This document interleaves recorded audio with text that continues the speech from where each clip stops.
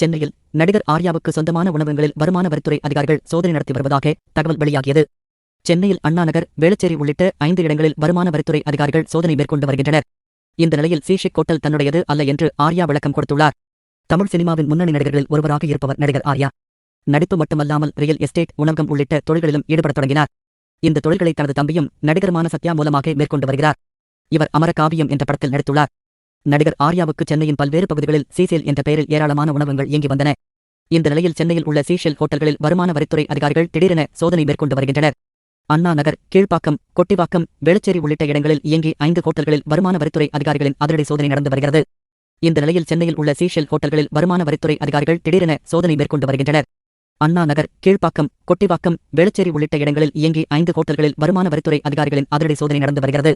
வருமானத்திற்கு அதிகமான சொத்து சேர்த்ததாகவும் வரி ஏய்ப்பு நடந்ததாகவும் நடிகர் ஆர்யா மீது புகார் எழுந்ததால் இந்த சோதனை நடந்து வருவதாக தகவல் வெளியாகியது.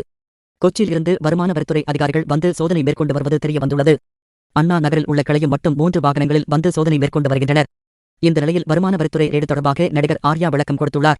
அதில் சீஷெல் ஹோட்டல் தன்னுடையது அல்ல என்றும் சில ஆண்டுகளுக்கு முன்பாகவே குன்ஹி மூசா என்பவர் வாங்கிவிட்டதாகவும் தெரிவித்துள்ளார்.